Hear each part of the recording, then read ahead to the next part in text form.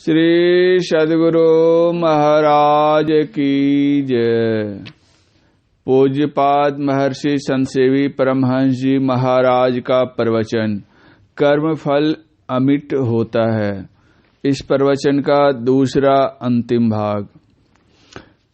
कर्म फल अनिवार्य है, अवश्यमेव भुक्तव्यम कर्म फल शुभाशुभम। सामान्य जन जब सब ओर से निराश हो जाते हैं तो संतों के पास जाते हैं और जिज्ञासा करते हैं, व्याकरण में विधान के अतिरिक्त कहीं कहीं अपवाद भी देखा जाता है, क्या इसमें कहीं किसी प्रकार का अपवाद स्वरूप कुछ उपाय है या नहीं। गोस्वामी तुलसीदास जी ने रामचरितमानस में लिखा है, निज परिताप द्रव्यई नवनीता, पर दुख द्रव्यई संत सुपुनीता। इस वाणी को चरितार्थ करते हुए पर दुख से दुखी हो संत जन ढाढ़स दिलाते हैं, कहते हैं निराश होने की बात, उदास होने की बात नहीं। रोग है तो उसकी औषधि और उपचार भी है। सामवेद में आया है, यदि शैल समं पापं विस्तीर्ण बहु योजनम भिद्यते ध्यान योगेन नान्यो भेदः कदाचन। अर्थात कई योजन तक फैला हुआ पहाड़ के समान यदि पाप हो तो वह ध्यान योग से नष्ट हो जाता है। इसके समान पापों का नष्ट करने वाला कभी कुछ नहीं हुआ है। इसका अर्थ यह नहीं है कि एक तरफ हम पाप करें और दूसरी तरफ ध्यान करें। इस प्रकार ध्यान करके पाप कर्म के फल को नष्ट करने की धारणा व भावना व्यर्थ है। वस्तुतः जो पाप कर्म करेगा उनसे ध्यान बनेगा ही नहीं। पाप करने की जो वृत्ति है वह पाप वृत्ति उसको ध्यान करने नहीं देगी, विषयों की ओर खींचेगी। पापी से ध्यान बनेगा ही नहीं, भजन में उसका मन लगेगा ही नहीं। पाप करने वाला इंद्रियाभिमुख रहेगा, विषयों का चिंतन करता रहेगा, वह निर्विषय तत्व की ओर नहीं जा सकता। भगवान श्री कृष्ण ने श्रीमद् भागवत गीता के 2 अध्याय में कहा है, विषय चिंतन से आसक्ति, आसक्ति से काम, काम से क्रोध, क्रोध से मूढ़ता, मूढ़ता से अचेतता और इससे ज्ञान का नाश हो जाता है। ज्ञान नष्ट हुआ मनुष्य मृतक के तुल्य है। लोग ध्यान को सरल समझते हैं, लेकिन ध्यान तो योग का 7वां अंग है। बिना 6 सोपानों को पार किए कोई 7वें पर पैर कैसे रख सकते हैं। जो ध्यानी होगा, ध्यानशील होगा, उसका ज्ञान बढ़ेगा। ज्ञानी पाप नहीं करते, अज्ञान की दशा में रहकर ही कोई पाप करता है। जैसे जैसे कोई ध्यान में बढ़ेगा वैसे ही वैसे वह ज्ञान में बढ़ेगा। ध्यान और ज्ञान का परस्पर अन्योन्याश्रित संबंध है। भगवान बुद्ध ने कहा है, नथि ज्ञानं अपंजस्य पंजा नथि अजायतो यम ही ज्ञानं पंजा 400 निब्बान शांति के। इस प्रकार ज्ञान और ध्यान में बढ़ा हुआ साधक स्थूल सूक्ष्मादि सभी आवरणों को पार कर परम पवित्र बन परम प्रभु परमात्मा से जा मिलकर एक हो जाता है। फिर तो यह स्वाभाविक बात है कि लोग लखपति होगा वह खाकपति छानने क्यों जाएगा, अथवा जो करोड़पति होगा वह कौड़ी चुनने क्यों जाएगा। गोस्वामी तुलसीदास जी के शब्दों में हम कह सकेंगे, ब्रह्म पीयूष मधुर शीतल, जो पय मन सो रस पावे, तो कत मृग जल रूप विषय, कारण निशिवासर धावे। इसमें संदेह नहीं कि ध्यान कैसे किया जाता है। इसका यत्न संत सद्गुरु से सीखना चाहिए। ध्यान का परिणाम विषय का परित्याग और निर्विषय तत्व का ग्रहण होना होता है। शास्त्रोक्त है, ध्यानं निर्विष्यं मनः। शास्त्रों में संत सदगुरु की बड़ी महिमा गाई गई है। वास्तव में यह ध्यान योग का यत्न संत सदगुरु ही बतला सकते हैं, दूसरा कोई नहीं। दूसरे जानते ही नहीं। कोई कहे ध्यान तो हम भी करते हैं, राम का करते हैं, कृष्ण का करते हैं, ब्रह्मा का करते हैं, शिव का करते हैं, विष्णु का करते हैं, गणेश का करते हैं, सूर्य का करते हैं, और भी देवी देवताओं के करते हैं। यह बहुत अच्छी बात है। आप जप भी करते हैं और ध्यान भी, मगर यह सुनिश्चित रूप से समझ लीजिए कि जप और ध्यान की जो यथार्थ विधि है, उस विधि को संत सदगुरु से जाने बिना करते हैं तो वह जप और ध्यान महाफलदायक नहीं हो सकता। मान लीजिए एक गंधक है जो पंसारी की दुकान में मिलती है, और एक गंधक है जो वैद्यराज के यहाँ मिलती है। दोनों गंधक ही है, लेकिन दोनों में अंतर है, गुण भेद में अंतर है। पंसारी के यहाँ का गंधक आप खा लेंगे तो शरीर में घाव फूटकर निकल आवेगा, और वैद्यराज जी के यहाँ की गंधक आप खाएंगे तो वह घाव को मिटाएगी। आप कहेंगे दोनों गंधक ही है, फिर अंतर क्यों? अंतर इसलिए है कि पंसारी के यहाँ की गंधक कच्ची होती है और वैद्यराज जी के यहाँ की गंधक शोधी हुई होती है। उसी तरह आप अपने मन से जप ध्यान जो कुछ करते हैं वह पंसारी के यहाँ की कच्ची गंधक के सदृश, और संत सदगुरु जिन्होंने तपस्या की है, साधना की है, प्रभु का प्रत्यक्षीकरण किया है, सत्य का साक्षात्कार किया है, वे जो बतलाते हैं वह शोधी हुई गंधक के समान है। इसलिए भवरोग का यह नाश करेगी, वह नहीं। इसे संबंध की एक मधुर कथा है, सुनिए। एक साधु बाबा थे। वे मधुकरी वृत्ति से भोजन कर जीवन यापन करते थे। जिसके दरवाजे पर वे जाते टेर लगाते, राम राम करे भव सागर टरे। ऐसे ही एक बार वे एक सदगृहस्थ के दरवाजे पर गए और टेर लगाने लगे, राम राम करे भव सागर टरे। उस गृहस्थ के यहाँ सामने ही दरवाजे पर एक लोहे के पिंजरे में सुग्गा रहता था। उसने साधु बाबा की टेर सुनकर कहा, राम राम करे लौह पिंजर पड़े। साधु बाबा ने उस सुग्गे से पूछा, अरे क्या बोल रहे हो? कितने लोग राम राम राम का नाम लेकर संसार सागर से तर गए, तुम उल्टी बात क्यों बोलते हो? तोते ने कहा, बाबा आपने किसी किताब में पढ़ा होगा अथवा किसी साधु बाबा ने आपको बहका दिया होगा कि राम राम कहने से लोग भवसागर तरते हैं। आपका तो अध्ययन व श्रवण ज्ञान है, किंतु मेरा तो अनुभव ज्ञान है। देखिए ना, मैं राम राम कहता हूँ और लोहे के पिंजरे में जकड़ा हुआ हूँ। दूसरे मेरे जाति भाई अथवा और भी पक्षी जो राम राम नहीं कहते, वे स्वतंत्र उड़ते फिरते हैं। जहाँ उनकी इच्छा होती है वहाँ वे जाते हैं। जो खाने की इच्छा होती है खाते हैं और मुक्त भाव से इस नील गगन की छाया में विचरण करते हैं। साधु बाबा ने कहा, युक्ति करे तो सहजय तरे। तुम राम राम तो कहते हो सही, किंतु युक्ति जानकर नहीं। बिना युक्ति के राम राम करते हो, इसलिए बंधन में पड़े हो। बिना युक्ति के मुक्ति नहीं मिलती। जो युक्ति जानकर करता है उसी को मुक्ति मिलती है। इसीलिए कहा है, युक्ति करे तो सहजय तरे। युक्ति जानो और करो, फिर देखो मुक्ति मिलती है या नहीं।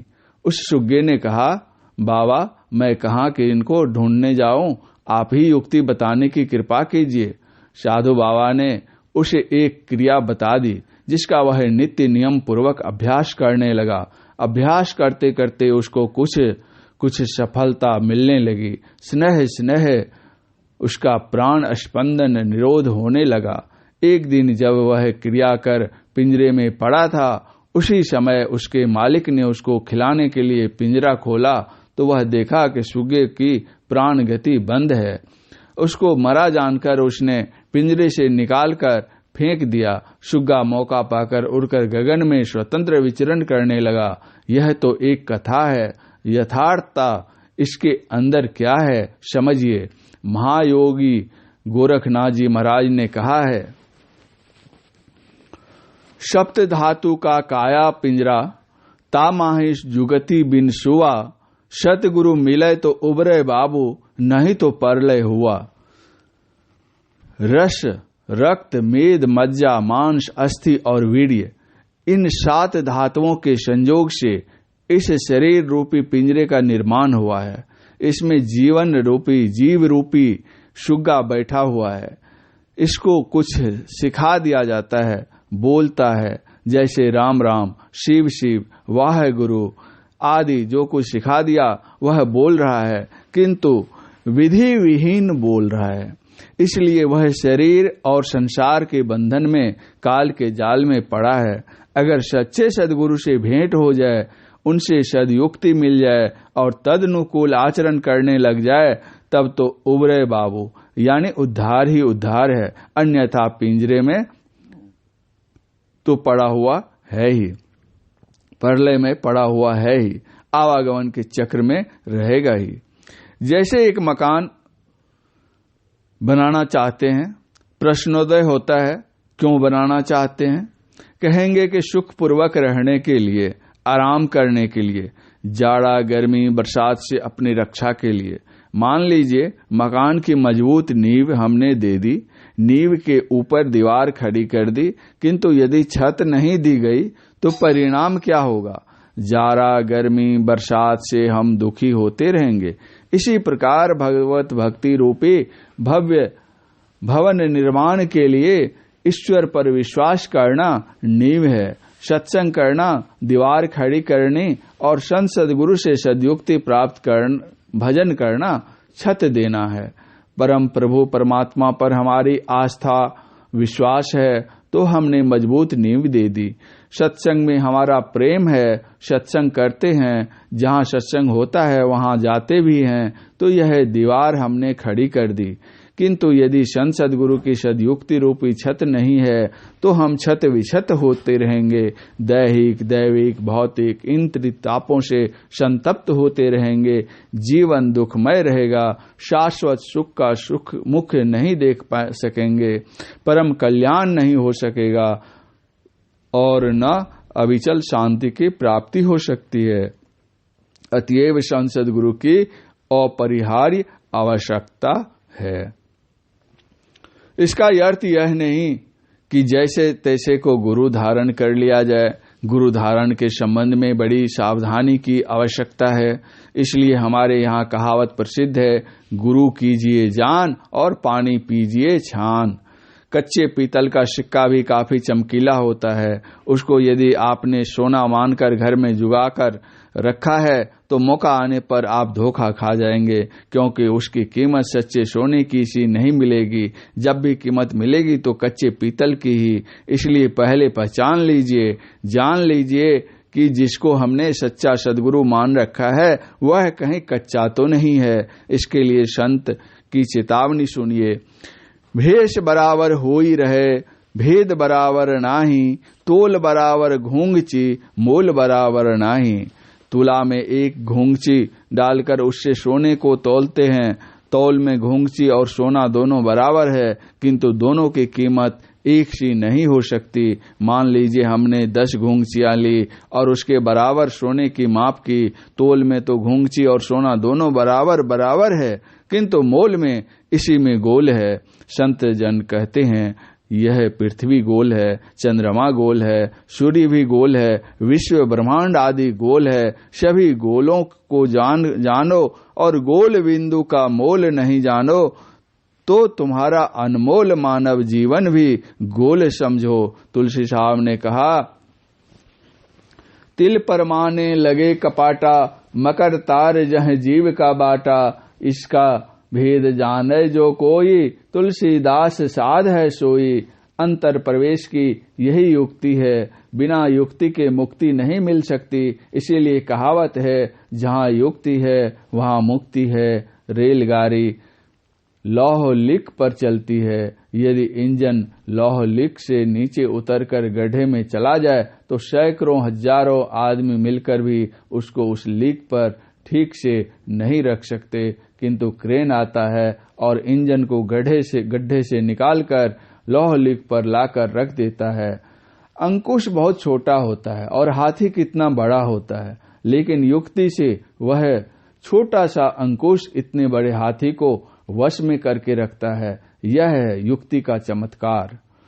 बिन दया संतन की में ही जानना इस राह को, हुआ नहीं होता नहीं वह होनहारा है नहीं। राजस्थान की कथा है। एक बूढ़े सेठ जी थे, वे बीमार पड़े। उस समय उसका लड़का विदेश में था। उन्होंने अपनी सारी संपत्ति का वसीयतनामा लिखा, जिसके मजमून में लिखा था, मेरी आधी संपत्ति धर्म खाते में दान दे दी जाए, बची हुई संपत्ति का आधा हिस्सा मेरे सुपुत्र को दे दिया जाए, चौथाई हिस्सा मेरे नौकर को और पांचवा हिस्सा दाई को दिया जाए। समय पाकर सेठ जी का शरीर छूट जाता है। संपत्ति का वसीयतनामा के अनुसार बंटवारा हो जाता है। अंत में बच जाता है 19 ऊंट। कोई भी उचित कीमत देकर ऊंट लेने को तैयार नहीं। समस्या सामने खड़ी हो गई। गांव के पंच पंचायत कर निर्णय नहीं कर सके कि क्या किया जाए। गांव के पास ही दूसरे गांव में एक वृद्ध प्रतिष्ठित सज्जन रहते थे। वे बड़ी तीव्र बुद्धि के थे। उलझी गुत्थी को सुलझाने में वे बड़े कुशल थे। उनको बुलाया गया। वे ऊंट की सवारी पर आए। राजस्थान में ऊंट की सवारी बहुत प्रचलित है। समस्या उनके सामने रखी गई। उन्होंने स्थिति को अध्ययन किया और कहा, आप मेरा यह ऊंट भी उन्हीं ऊंटों के साथ मिला दीजिए। अब कितने हुए? उत्तर मिला 20 ऊंट। उक्त सज्जन ने कहा, आधा अर्थात 10 ऊंट सेठ जी के सुपुत्र को दे दिए जाएं, चौथा हिस्सा यानी 5 ऊंट नौकर को दे दिए जाएं और पांचवा हिस्सा यानी 4 ऊंट घर की दाई को दिए जाएं। अब सब मिलाकर कितने ऊंट हुए? सभी लोगों ने एक स्वर में उत्तर दिया, 10 + 5 + 4 बराबर 19 ऊंट हुए।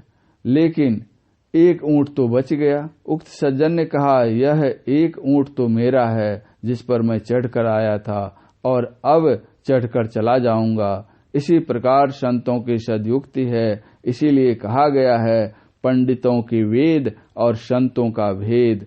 भगवत प्राप्ति का भेद संतों के पास है। इसी के लिए संत सदगुरु की आवश्यकता है। पूज्यपाद महर्षि संत सेवी परमहंस जी महाराज का यह प्रवचन दिनांक 13/2/1988 ईस्वी को गम्हरिया जन्मभूमि मधेपुरा जिला वार्षिक के अवसर पर प्रातःकाल के सत्संग में हुआ था। श्री सद्गुरु महाराज की जय।